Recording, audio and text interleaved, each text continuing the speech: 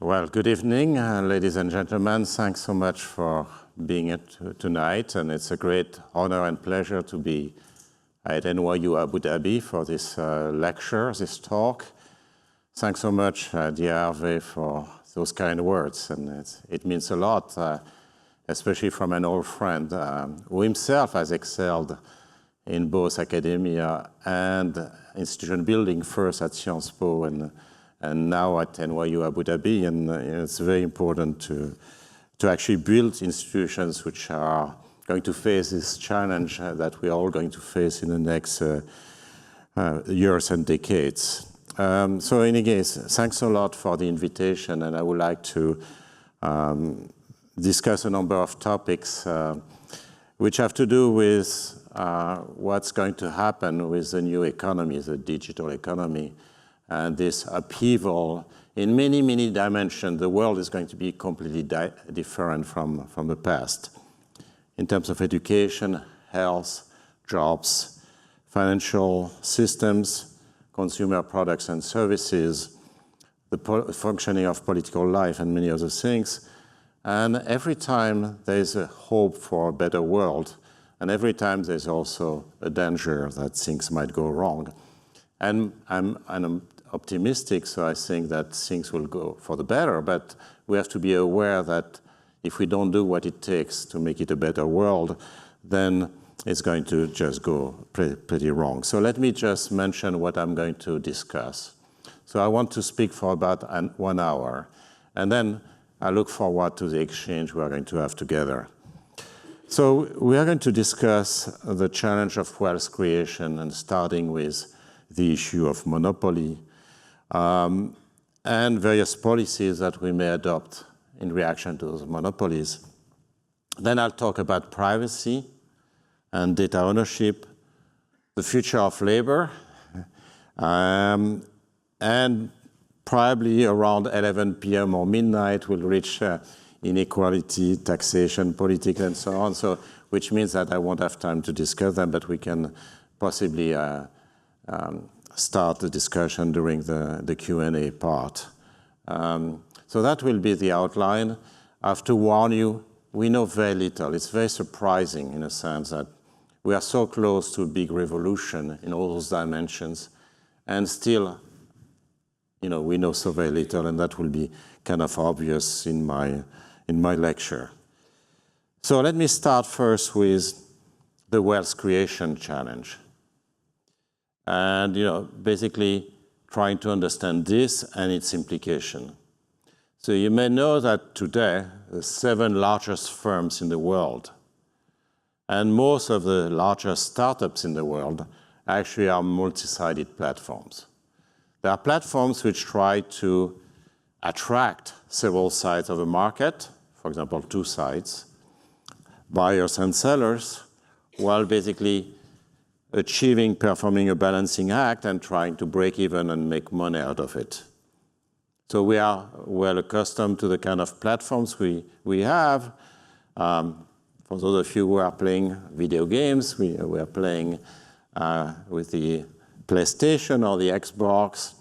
But for Sony or Microsoft actually to make a profit, they have to attract both gamers who are going to buy the console and going to buy games, you and me, and also game developers. And that's pretty much the case for many things. Google is trying to attract advertisers and eyeballs at the same time.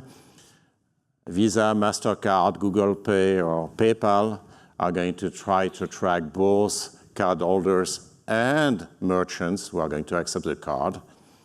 And if you think about Uber, Airbnb, and so on, they are going to attract, for example, drivers and also people who are going to take the cab. Now, there are 2 types of platforms, just to simplify. The first kind is a matching platform. Nowadays, we live in the economics of attention. In the past, we were confined to our village. We had very limited choice for trade, for dating, for matching in general.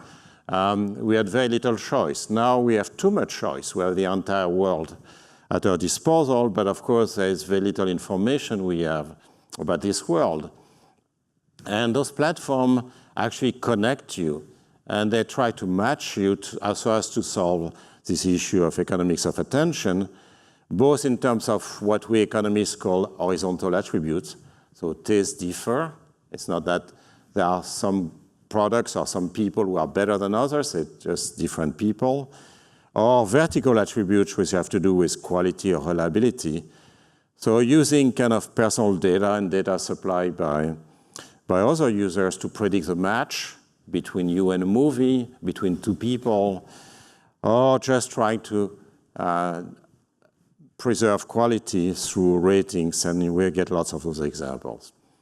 Those are matching platforms. We also have technological platforms where the interaction already exists, but you try to make it better somehow. That's often the case with credit card, for example. It's just a better interaction than using cash. Or same thing with other platforms like Skype or Zoom, or we're able to better connect, but the interaction already exists. Now, in terms of the choice of business model, that has been studied for now quite a while, about 15 years. And the ideas are pretty simple. And for non-economists, you're going to say, well, did you need 1 century to find this out? But the ideas are pretty simple. The idea is that you want, just like any business, account for the elasticity of demand. What is the elasticity of demand? Is how many consumers you lose when you increase your price by 1%. Okay? So you raise your price, how many users do you lose? That's the elasticity of demand. It's an abstract concept, but any business person uses it every day. Because of course, you have to always make a choice when you set your price to understand how many customers you're going to lose. That's all fine in a one-sided market. Now, you have a two-sided market, for example, or multi-sided markets, and you have to attract people on multiple sides. And the big novelty of these multi-sided markets is that you have some kind of externality between those sides. So advertisers who pay a lot of money to Google or Facebook actually do it because they find interesting people who are going to buy their goods and services on Google and Facebook, held by very fine algorithms which target the advertising to the people who might be interested in those goods and services. And there is a new thing in the picture than in the equation, which is the externality cross sites. So for example, if you as a customer, you're using Google or you're using Facebook, you have high value to the advertiser. But the reverse is not true.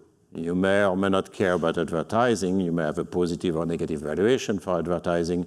But by and large, it's really the advertiser who cares about you. And therefore, it's going to have a deep impact on how you structure prices. And what you learn from doing the mathematics, also what they have learned over time, because those two-sided platforms are not new, and I'll give you some old examples in a minute. What you learn is that they learn on which price they should be charging, and the price structure which resolves, so the allocation between the two sides, has nothing to do with fairness. It has to do with getting all the sides on board. So there's no notion of fairness. It's about basically trying to balance. And very often you end up with a very unbalanced pricing structure. So one price will be a very low price side, and the other one will be a very high price side. So I gave you the example of Google and Facebook, which for the moment, they make most of their money through advertising. And you get all those services from Google, for example, which are wonderful services, for free. But of course, what happens is that Google charges very high prices and makes a huge amount of money through advertising. Okay?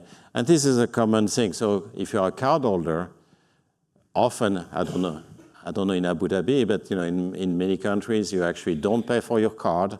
You don't pay for using your card. And sometimes you're even paid for using your card. You may get cashback bonuses, you may get frequent flyer miles, and so on. And that's one of the rare cases, actually, where you get a negative price for consuming a good, which is the card services in this example. So it's often the case that on one side you have a price which is actually below cost, below incremental cost. That has been true for a long time. Newspapers often are pretty cheap compared to the production and distribution cost. Sometimes they're even free. Often it's even a zero price. It's actually a corner solution because you cannot charge, in many cases, you cannot charge negative prices. Actually, it started in the 1950s. So payment cards started in New York just for restaurants on the Upper East Side. And Diners Club actually charged 10% to the restaurants, and the customer were charged nothing. And it has been going on for a long time. And up to now, I gave you a couple of examples on the slides, but if you think about the platform for work, for labor, Upwork, the workers don't pay anything, but the employers are going to pay something. It's a very common pattern. I even mentioned that in some cases you even get negative prices. That's the case for card payments, because there is no risk of arbitrage always attached to a transaction with a merchant, and the merchant is going to pay 1, 2, 3, or 4% of the transaction when you pay by card. The second thing you have to know, if you want to understand those new industries, is that you have a winner-take-all phenomenon. So the winner-take-all phenomenon is basically that you have a tendency, not always, but you have a tendency toward concentration in the industry. So you have monopolies, probably more so than before, either because you have network externalities which are direct network externalities. I'm on Facebook because you're on Facebook. Okay? It may not be the case that Facebook is a better platform than the rivals, but simply that we are all on Facebook, so it makes sense to be on Facebook. If all the drivers are on Uber, then I, as a consumer, want to be on Uber, and conversely. This is not new. We all know that we might want to be in a city because there are, amenities in the city. Sorry, that's for the indirect externalities. The indirect externalities, sorry. The indirect externality is simply that I don't care per se if you're on the platform, but I like you to be on the platform because there will be more application for that platform. It will be a better platform. A better platform example might be Waze. So I don't know if you have Waze in Abu Dhabi, but Waze is basically the GPS navigation software app. And if you have no one on Waze, the quality of Waze in terms of predicting traffic is very low.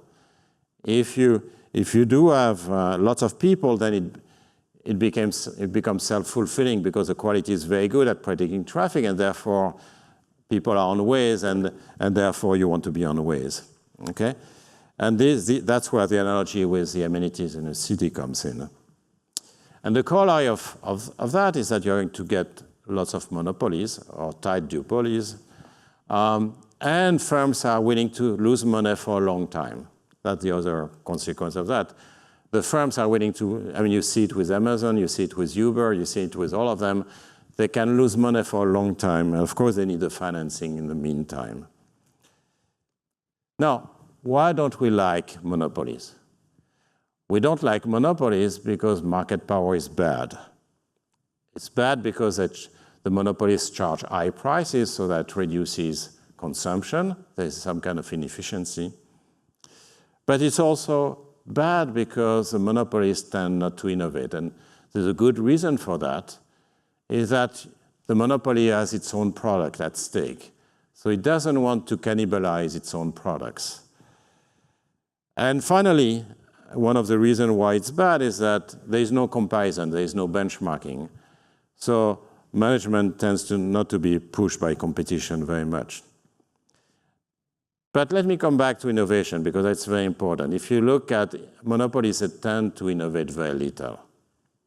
And a case in point is Uber. If you look at what Uber has done in terms of innovations, in quote, it's very little. Everything already existed somewhere. Ratings, geolocation, pre-registered credit card, and so on and so forth. and so forth. All those innovation already existed. But the important point is that no taxi monopoly in the world had implemented those innovations, even though they were kind of trivial innovations. So that shows you something about the virtue of competition. Competition is extremely, extremely important. Now let's think about the obstacles to competition, and that's because there is a big debate nowadays about competition policy in the new world. And I have to warn you, there is no clear answer so far. So what I will be doing is basically to give you some elements of thought about this issue. But let me just notice that multi-homing is actually an obstacle to monopolization. And not always, but it can be. What does multi-homing mean? It simply means that you are connected to multiple platforms. So for example, you may have an American Express credit card and also a Visa debit card. So that means you are connected to multiple incompatible platforms. Okay? You may use Windows and you may use Linux. You connect to multiple platforms. Now, sometimes multi-homing may be easy. It may be easy because it's easy to learn. That's not the case for Linux, but for using multiple debit cards, for example, it's not very hard. And because it's cheap. So if the price is zero, of course, it doesn't cost very much to multi-home, at least in connecting to the platform. So you may be on Twitter, you may be on Facebook, you may be on WhatsApp and whatnot. It depends on the price. So multi-homing for credit and debit cards started in the US in the early 90s when the no-fee cards were introduced. So for example, and with very deep implication for the dynamics of industry, if you had an American Express card, you started having also a Visa card in your pocket because there was no yearly fee anymore. That depends also on how much you use. So for most of us, having only one console at home, either the Xbox or the PlayStation, you're not, if you're not a big user, you're not going to buy multiple consoles. It's still expensive. But the serious video game players, they will have more the Xbox and the PlayStation because they can play more games, for example. Now, it's not because you're multi-homing that actually you're using multiple platforms. And there are counterexamples. So, for example, with Google, you can use Bing. Most of you have Bing on their computers, but they may use only Google. You may be on Amazon, but there might be competitors as well on your computer, but you always use Amazon. Or you may be a customer of bookings. It's very easy to use Expedia or whatever, but you are going to just use Booking all the time. And I'll come back to that because it's a very important point. Okay, so antitrust. And this is a big thing. So now everywhere in the world there is this big issue. What do we do with the large tech companies? Everybody was in love with the tech companies until 2 years ago, but nowadays, because of taxation, because of privacy, but also because of market power, people are getting upset with the big tech companies, and many, including economists, actually are calling for regulation as public utility or breaking up Google and Facebook and so on and so forth. There are also lots of calls to engage in industrial policy. I will be discussing that in the area of big data and AI. What are the merits of the various arguments? And how should we deal with that? Now, let me not tell you the answer right away, but I don't think the solution will be all-style regulation. There are two things which have been proposed by a number of people. One is to say, there are monopolies, they are like the old public utilities. Those companies which started being regulated in the US in the early 20th century, the railroad companies, the electricity companies, the telecom companies.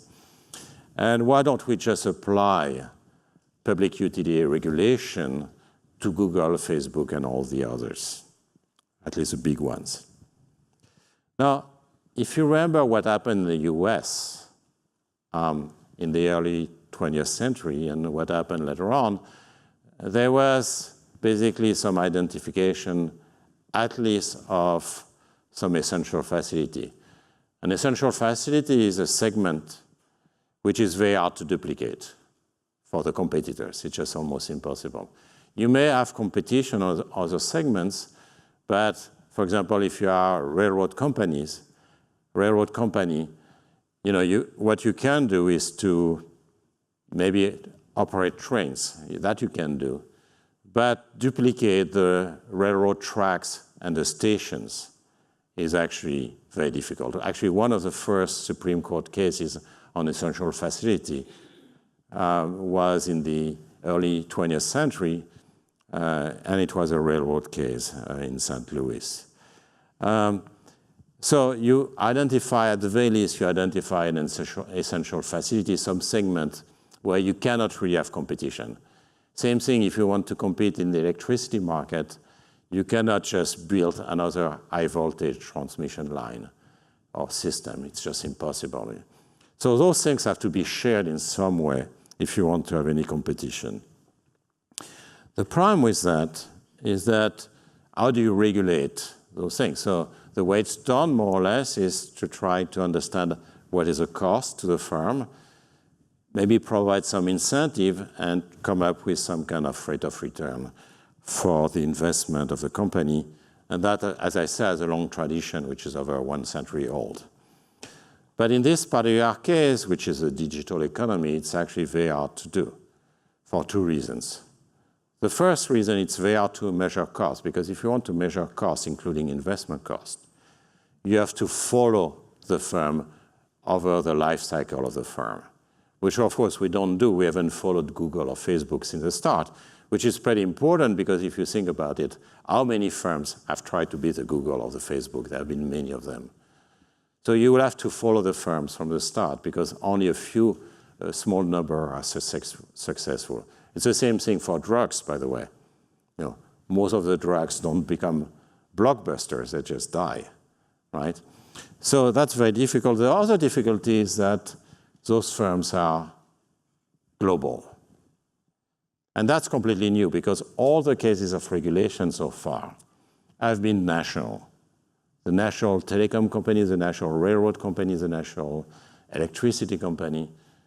But once you get global, that means that you have multiple regulators that don't share the information, they don't cooperate.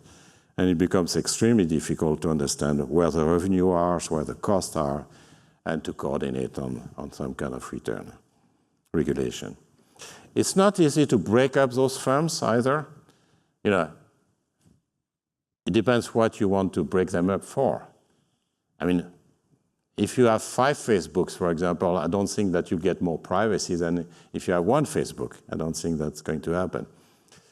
But if you want to break them up the way we broke up AT&T in 1984, or electricity systems or railroad systems, what you have to do is to identify the essential facility, the part which cannot be duplicated. Now, I apologize for those of you who have worked in the telecom industry or the railroad industry or the electricity industry. By and large, the technology hasn't changed for a century. I mean, telecom now it has changed, of course, but by and large, the technology is the same as a century ago. Now, if you think about the internet, big tech, it's quite different. It's changing very fast. So I'm not saying it's bad to do it, but I just don't see a plan how to do it. How you are going to identify the essential facility, divest it, spin it off, and it usually takes at least 3 or 4 years, and then say, this is the essential facility, and we are going to have competition everywhere else with a fair access. This is very difficult to do, and you have to say, what is the essential facility? So if you think about Google, is that the search engine? Is that the data? You need a complete plan on what's to be done. So my gut feeling, and I may be completely wrong, but my gut feeling at this stage is that the best game in town is antitrust policy, competition policy. Now, we still, if I have time, I will discuss that briefly, but we still have to change competition policy. Because once the competition authorities decide, it's usually too late. It takes 5, 7 years to do something. At the age of the internet, taking 5 or 7 years to say Google is not fair with an entrant is just way too slow. Okay? And there are a number of new strategies which show up that we have to decide what to do with them. So if you talk to Google, for example, and all those firms, they say, oh no, don't worry about monopoly, because the market is contestable. Okay, so the key word is contestability. Contestability means that there is competition not in the market, so you may not have multiple Googles or multiple Facebooks, but you have competition for the market. So if Google doesn't innovate, if Google charges high prices, then that's going to imply that Google will be replaced. And theoretically, it's right, which is contestable monopolies are okay. They may deliver good social welfare, as long as two conditions are satisfied. Those two conditions are first that the entrants can enter. And the second condition, which is not quite the same, is that they do enter. There's a distinction between the two. But the point is that if you have contestability, so if Google can be threatened by quick entry by others, then it's going to force Google actually to charge low prices so as to build more network externalities, but also to innovate. And that's the idea. And in that case, it's not that bad. You, of course, don't get competition at a given point of time, but you get basically the threat of competition which keeps the incumbent on their toes. Let me make a few remarks about that. The first remark is that entry often concerns a niche segment. And actually, if you look at all the big firms, they all started very small, very specialized. Google started with a search engine. Amazon sold books online. And all of them, Uber is starting with the taxi services, but of course, Uber is not valued what is valued because of taxi services, which are going to disappear anyway, as they stand, the current ones. The ambition is much, much larger, of course. What they do is that they are good at doing something and then they expand the product line. They leverage their name and their cash toward new product lines. But of course, it must be the case that entrants, if they are efficient, be able to enter at least a niche segment. And of course, there we are worried about bundling, which means what the incumbent is basically tying various products together, loyalty rebates, and predation as barriers to niche entry. Okay? And that has given rise to a number of cases. So the standard case in the US and in Europe was a browser case. The younger people don't remember Netscape browser. They may know Mozilla, which is the open source version, but the Netscape browser, which was a dominant browser and was replaced by Internet Explorer. That was a Microsoft case of the 90s and 2000. More recently, there has been fines in Europe against Google for abuse of dominance, both with search engine and with Android. And there are many cases like that. The second thing, which is going to be very controversial, and let me spend some time on it. I told you it's very important that you can enter if you are an entrant, an efficient entrant, but that actually you also do enter, which is not the same thing, because more and more there is what we economists call entry for buyout. Entry for buyout is that you produce something, and then you go into the incumbent and you say, why don't you buy me up? Because otherwise I'm going to compete with you. Okay? Why will the incumbent buy those startups?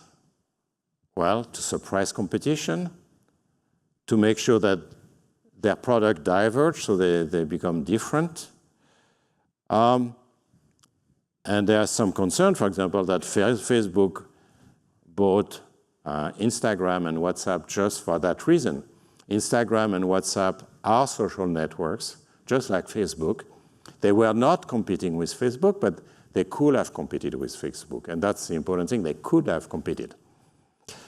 Sometimes the product may even be suppressed. So there is more and more empirical evidence that actually drug companies, the big pharma, actually buying startups and then basically don't go ahead with all the tests and the marketing of the molecules which have been developed by those startups.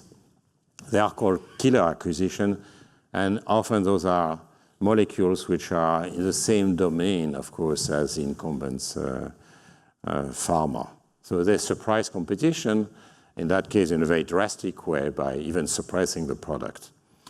Now, what the difficulty is that none of those mergers has ever been blocked. Even in Europe, I mean the US, you would expect there is very little antitrust. The country of the antitrust, now there is no antitrust anymore, almost. But even in Europe, which has become where antitrust is going on, none of those mergers has been even challenged. Why? Because if you want to challenge a merger, you have to prove it's anti-competitive. Okay? So you need data. You need data to show that actually there is some substitution between the products which are produced by the merging firms. However, this is actually very difficult to prove because competition hasn't taken place yet. WhatsApp and Instagram were not competing with Facebook. The startup, which is being sold to a big pharma, they haven't competed yet. Actually, the product hasn't been developed yet. So there is no evidence you can bring to the court and show that actually the merger is anti-competitive. But of course, that raises an issue, which is that it gives an incentive for the incumbent firms to purchase their future competitors. And this is something we are going to have to deal with because there are two solutions. Either we let the antitrust authorities just use their gut feeling, and we see it's not very satisfactory, or we let those big firms basically swallow up their future competitors. And so much for contestability. So it's a difficult issue. I just wanted to raise it in front of you. I'll come back to privacy. And let me tell you a little bit about one of your worst friends, which is best price guarantees. I don't know if any of you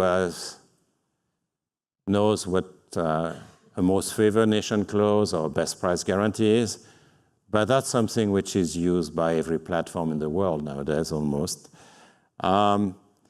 which is basically when the platform guarantees you that you're going to get the best price if you go through the platform. Sounds familiar? And it sounds wonderful. It sounds absolutely wonderful as a consumer.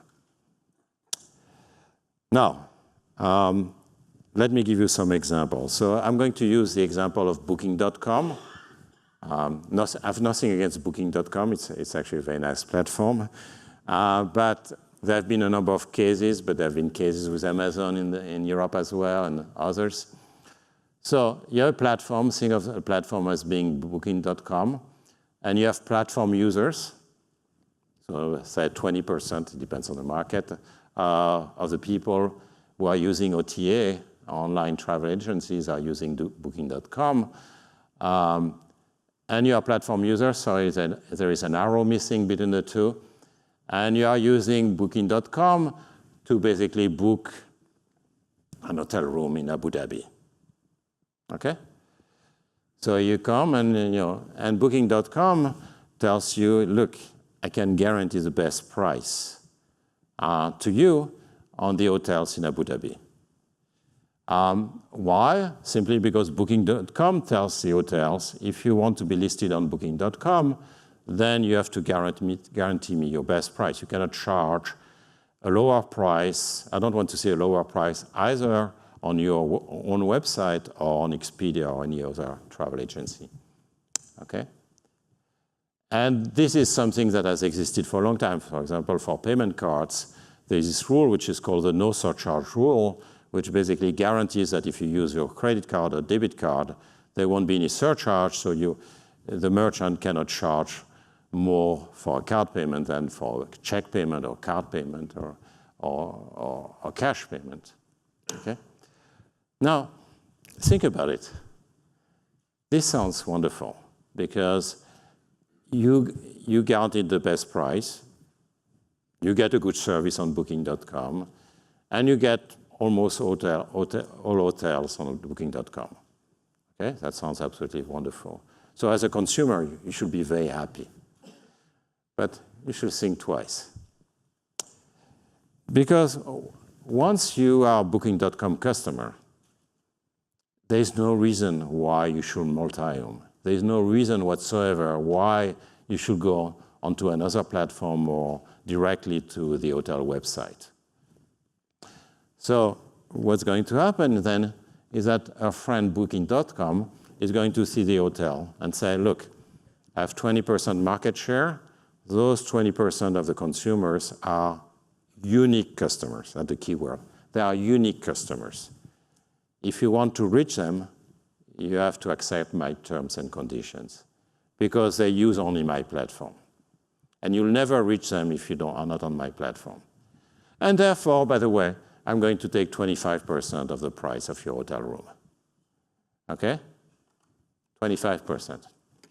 So that's the first. And the hotel says yes, because the hotel knows that it won't be able to reach those consumers who are unique customers. Fine. What is the next step? And the next step becomes very interesting. Who is going to pay for those 25%? Maybe the Booking.com customers, but not quite. Actually, it's going to be every customer. Why? Because the price has to be unique. You cannot just raise the price to Booking.com customers to pass through the 25%. You have to raise all prices, including to those customers who don't use Booking.com. Okay? Which means it's one of the rare cases where you can tax your rivals. You can tax your competitors. By the way, Expedia does the same. Everybody does the same. But if Booking.com has 20% market share, that means 80% of the fee is going to be paid by people who don't use Booking.com. You can tax your rivals. And this is something that, that has been used a lot, and it will be used more and more. What do you think? You have a personal assistant at home? I don't know if you have a personal assistant. You don't have Alexa or Google Home or whatever. You know, well, simply because soon you'll say, Alexa, find me a doctor. Alexa, get me a pizza. Alexa, whatever. And lo and behold, Alexa will take 25% from the doctor and 25% from the pizza parlor and pizza shop and so on. And that's what's going to happen. That's why they have those things. And they also want to learn data about you, which is another thing we'll come back to. But it's actually a value proposition which is actually pretty clear. Now, doesn't mean that those best price guarantees or most favored nation clauses are actually entirely bad, because they also solve some issues. But let me just say there have been cases in Europe, Booking.com, in Germany, in France. Actually, our current president, actually, when he was Minister of Finance, actually prohibited those most favored nation clauses. There's been an Amazon case in a couple of countries as well. But there have been mainly structural remedies. So structural remedies is basically prohibiting those platforms from imposing most favored nation or best price guarantees.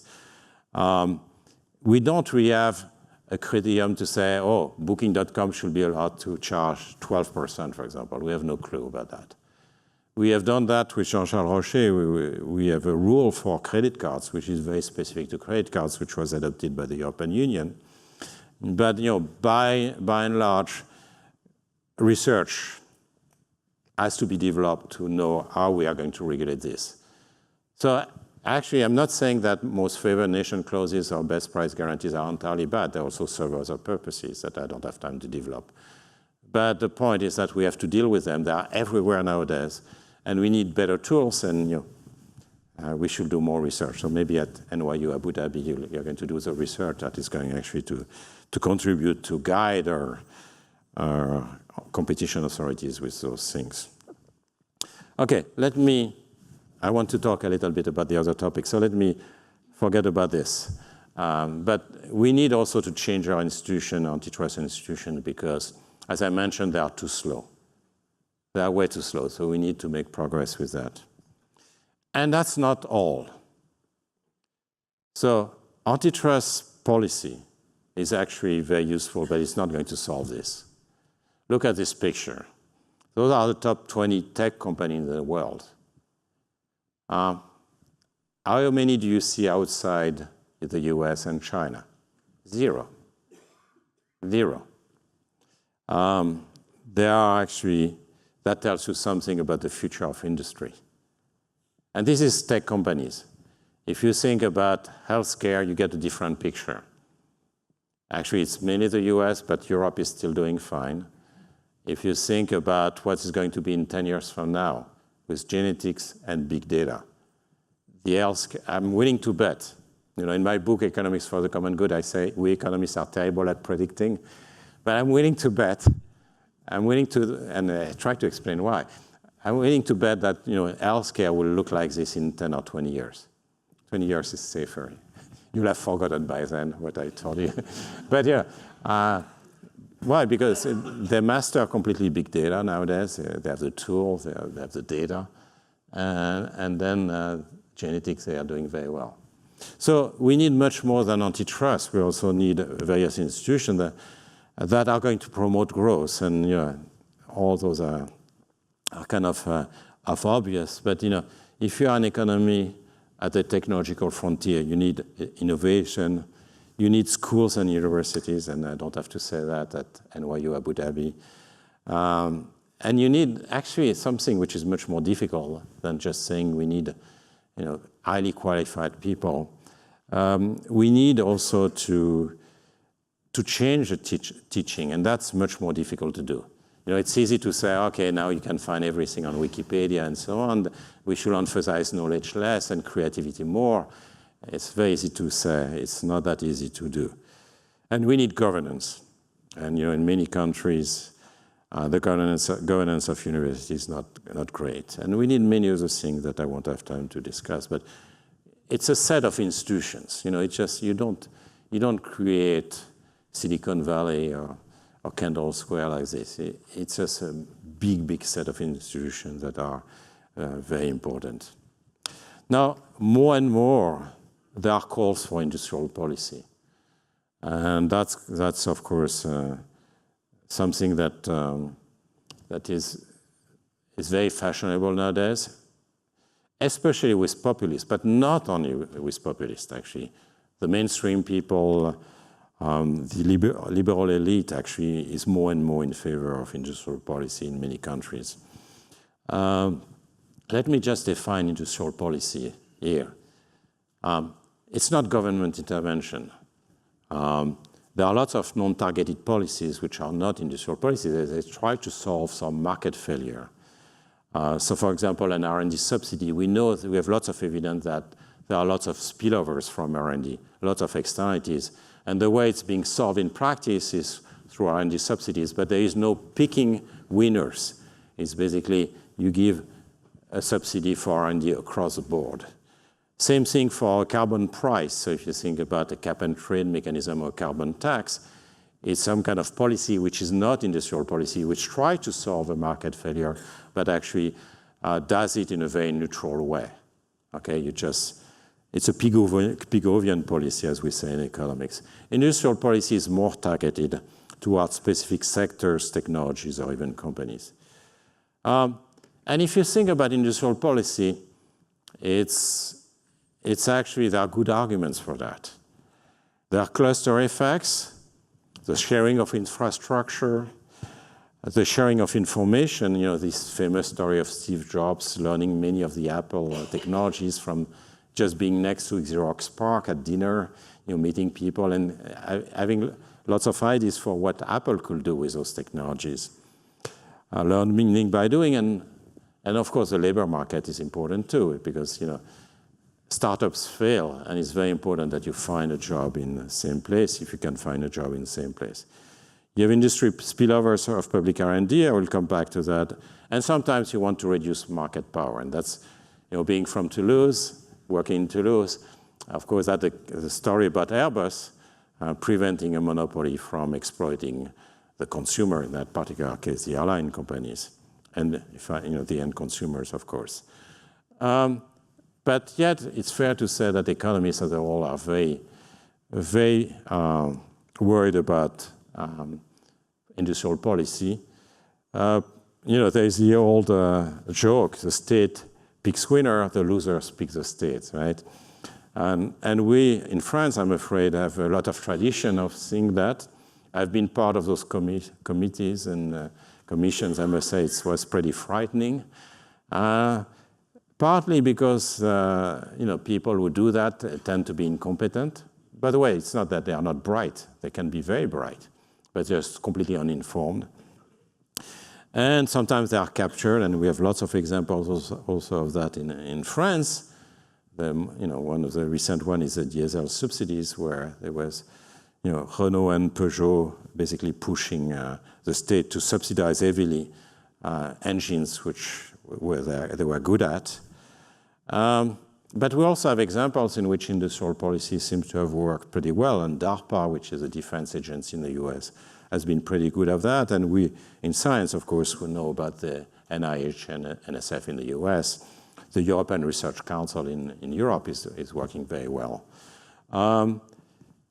So that the issue, if you are interested in a topic, I love this remark. 5 years ago, Joe Stiglitz and Danny Roderick were probably the best proponents of industrial policy in economics. Now there are a few others who do interesting work as well.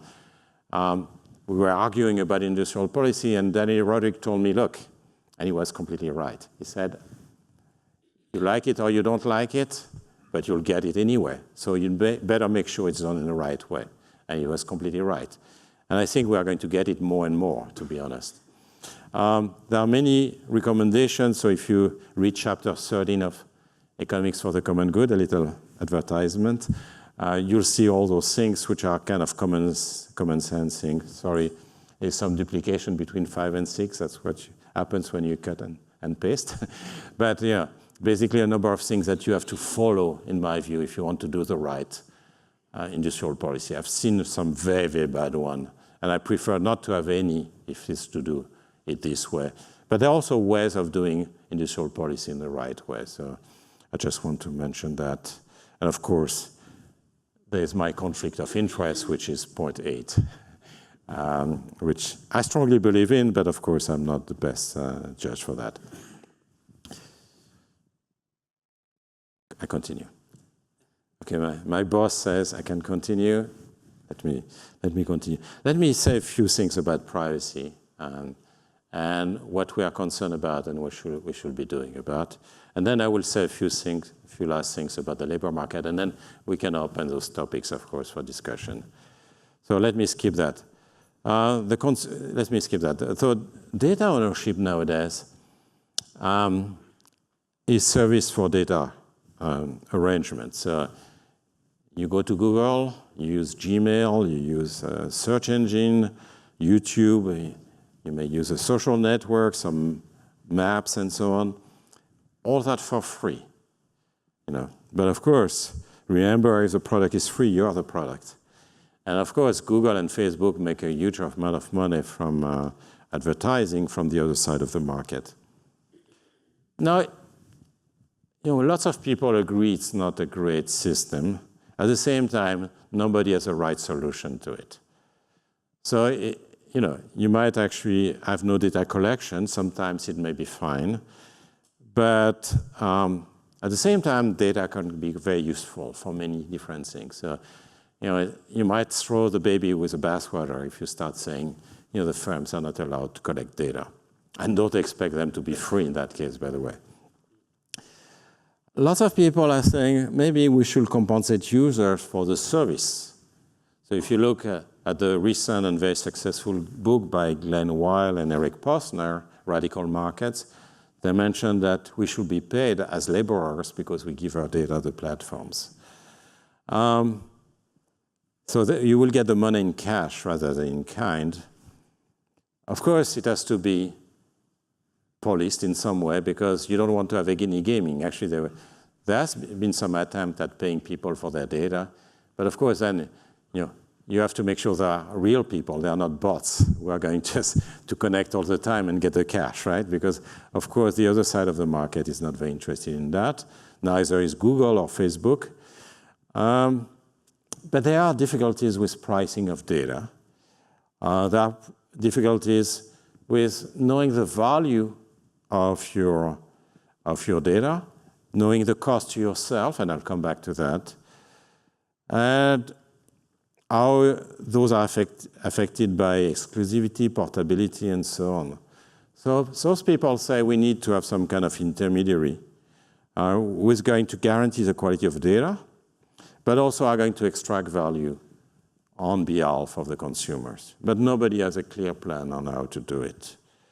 And of course, there's a concern that you be reintroducing another layer in between who will basically take a cut, of course. Some people have mentioned data trust, so public kind of public good aspect where the data will be collected, which is an interesting idea as well.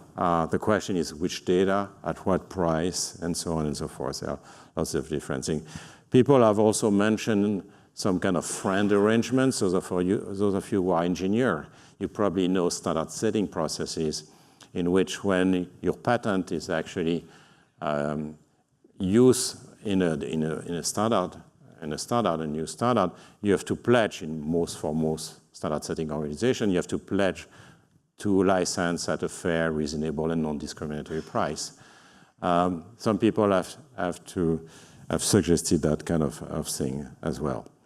Now, again, we need to work more on that. This is the future of mankind. All those topics I'm mentioning, and we don't have an answer to those questions.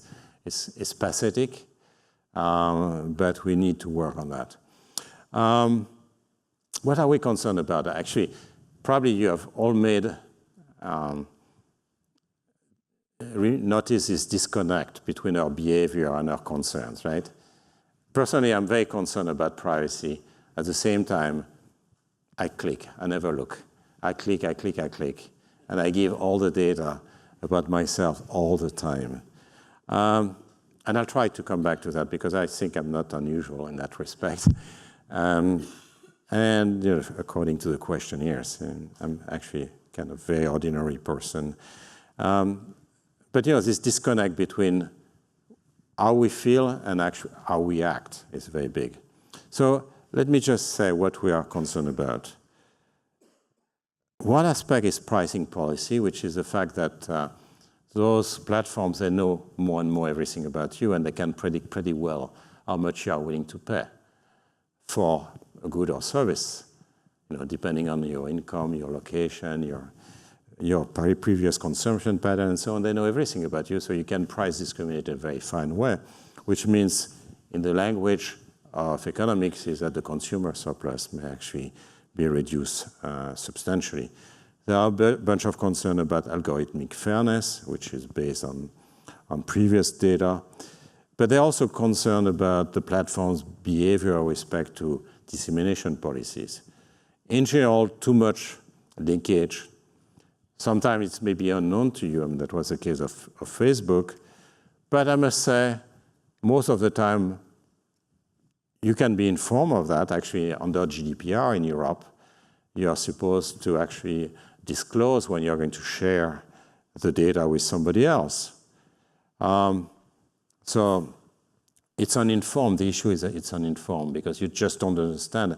I, as a consumer, absolutely don't understand what the consequences are going to be of my giving the data.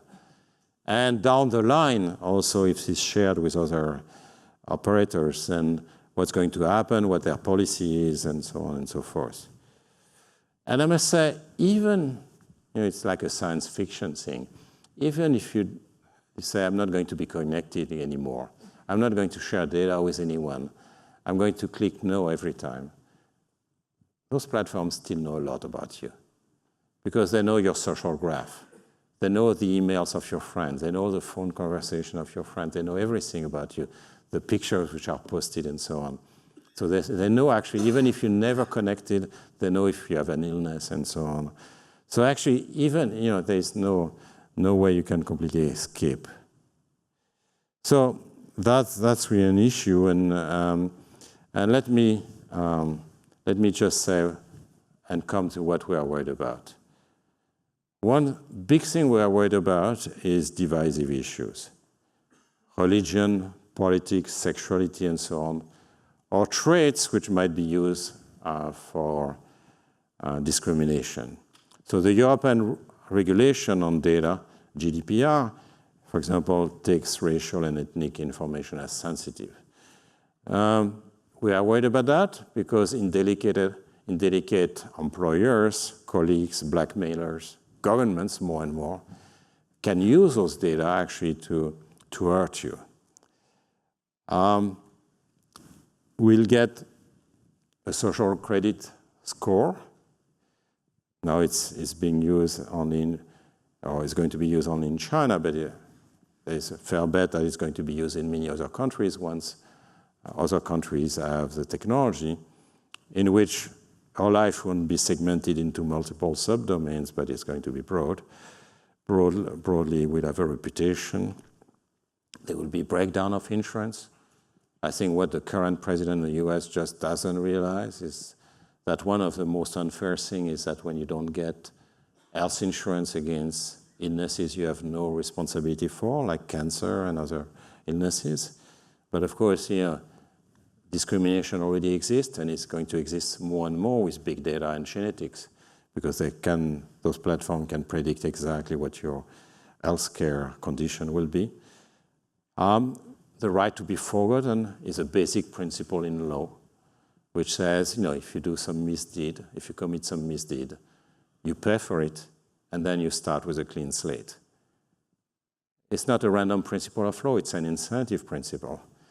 Because if you don't start with a clean slate, often you're condemned to actually a life of crime. It's just efficient to have it this way. Of course, with the internet, it becomes very difficult and so on and so forth. And just on this issue, let me just make a call for regulation. And you're going to think I'm a crazy Frenchman, but I think, we have GDPR now. By the way, I failed to mention that GDPR, Google and Facebook love GDPR because it makes it more difficult to share data. And they have lots of data and they don't share them. So actually, it's going to protect their, it's well-meaning, but it's going to protect their incumbency position. But the thing I want to react about, and let me not be too critical about GDPR, because the Europeans were the first to do it. They were the first to realize there is an issue, and we need to do something. But don't expect too much from GDPR. And I was telling you that I click all the time. I go to many websites. I want to find Hervé's latest paper. And of course, there is this thing, I'm sure NYUAD Abu Dhabi says, you have to accept those conditions. And I click, I don't even look. By the way, not NYUAD Abu Dhabi, but if you look at those websites and you click, it's completely opaque. Of course, it's intentional, it's completely opaque. It's very hard to actually understand what's going to happen with the data. And if it's shared with other people, it's shared with 200 companies, you don't even know their name, and you don't know their policies, and so on and so forth. It's just hopeless. That's why I click all the time, even so I'm concerned. I just don't have time. And just let me give you an analogy. Do I regulate my own bank? The answer is no. I will have to go every night and spend the night studying the balance sheet and off-balance sheet activities of my bank, assuming I'm competent enough to do that, assuming I have the time. It's totally impossible. When I go to a restaurant, do I check along the food chain the safety of my food? The answer is not. That would be totally inefficient. Assuming we are competent, we are not even competent to do that. So we need, same thing, just in terms of data privacy, I think we need maybe some libertarian paternalism or something like that. I would like to have some standardized option which are viral and are going to protect me I will understand what those options are. Maybe a menu of 2 or 3 because we have different tastes with respect to privacy. Now, there could be other policies which are offered, but at least to have some policies that I could choose, which actually I will understand, right? And that's something that I think will be very helpful. Now, we could have a discussion about who will do that. It's not easy. But I think the current status quo is terrible. And we have to go way, way beyond GDPR. Let me conclude 5–10 minutes. Okay, it's tough, tough chairman. The future, let me just say a few things. There are 2 basic issues with the future of labor. I'm not a labor economist, so I've worked for some in labor. But, you know, the first is the labor environment to be the same as the one we knew before with those platforms? And by the way, I mean, it's not that big right now. It's 15% in the US, the alternative work arrangements. And there are good reasons, I think, to think it's going to grow, but it's not going to take over salaried work. And, you know, again, if you're interested, you can look at Economics for the Common Good for the arguments. One thing I think we have to escape is this distinction between salaried work and independent work. You know, there are big debates all over the world nowadays about is Uber driver, an employee or independent worker? And I think we can spend the next century to try to argue about it, because the answer is that a Uber driver is both salaried and independent, depending on the dimension you look at. So it's just a hopeless debate. And you know, we economists, or we social scientists more generally, we don't have to take a stance on what the optimal organizational form is. What we want to do is to try to help people to actually find the best way for themselves and create some level playing field. It seems obvious to me that a Uber driver should have the same rights and the same obligations, social security and the like, as a taxi driver. But you know, whether Uber is better than a taxi company, it's not up to me to decide. But the second thing is, which is the main thing nowadays, is at the end of labor. I was going to say that makes an economist smile, but you'll see in the next slide, it's not quite the case. In the last 2 centuries, we have had a lot of technological progress. The Luddites revolted in the early 19th century, England. In the 60s, everybody was worried about automation. Of course, nowadays with the big data, we are all worried about that. Now, there are two polar stances which I think are unwarranted. The first is to say, once again, jobs will disappear. And you know, some top minds in economics actually said that repeatedly, from Keynes to Herbert Simon to Minsky. They all said, you know, in 20 years, 30 years, there won't be a job. You smile. You know, we will all be unemployed, of course. It's always the case that automation is going to destroy jobs. New jobs are created elsewhere for many reasons. But we should not, that's a pessimistic view. We should not also be too optimistic, because the view that there will always be jobs completely forgets the fact that things are going faster and faster. And many, many jobs will be suppressed. We don't know what's going to be suppressed, by the way. I admire the people who make forecasts about that, because it's very hard to know, because we don't know what the technological progress is going to be. But there will be a huge displacement of jobs. We don't know very much, and we know a little bit about robots, for example, what has happened, things which are linked with demographics.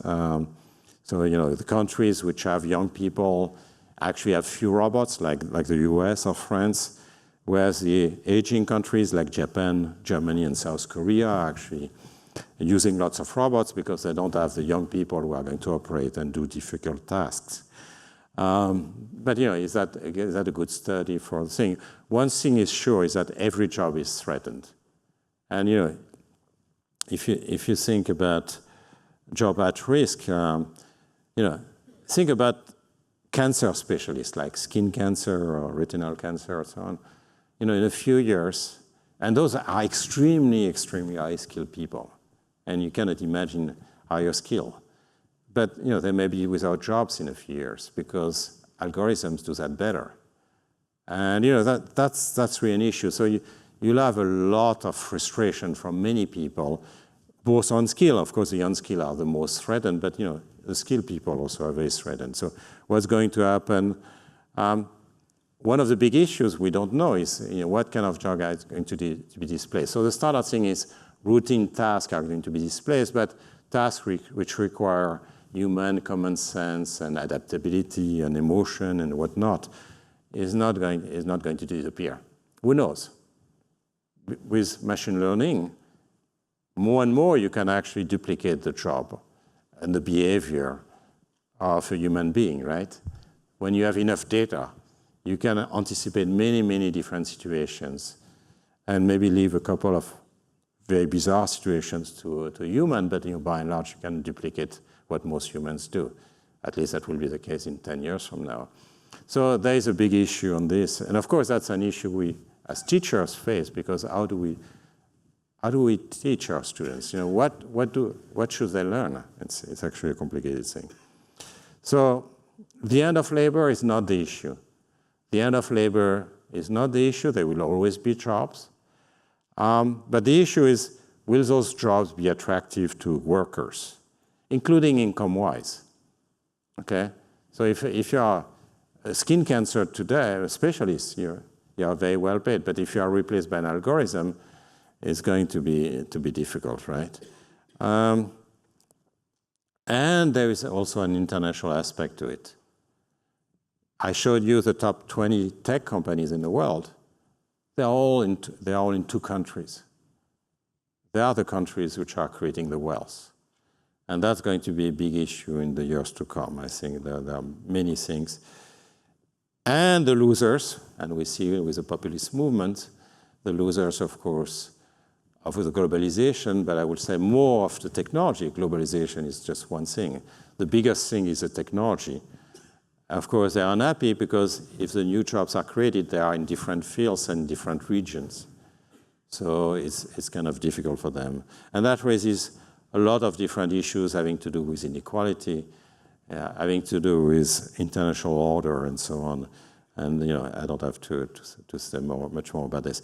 So let me stop here and just say, we are going to be in a completely different world, and we have to prepare for that. And we are not prepared, certainly not the politicians. Even academics, we are not prepared enough, to be honest. And we have to accept that. We have to improve our knowledge on what's going to happen. We have to anticipate more in our research topics. But there are also huge opportunities, which are there. We can be much wealthier, much healthier. We can reduce inequality. And my prediction is that it's going to increase, but we can reduce it. I mean, just think about a medical wasteland, which is a big issue in many countries. Nowadays with IT, you can actually reduce inequality which come from different locations. This, cultural wasteland also is also something that can be reduced somewhat. I was very happy to see the Louvre this morning, which was absolutely wonderful. But there are things you can get through internet technologies, of course. And governance is very important. That's one of the things which we social scientists can emphasize quite a lot, is how to transition and how to have the right governance for the future. Okay, let me thank you very much for your attention.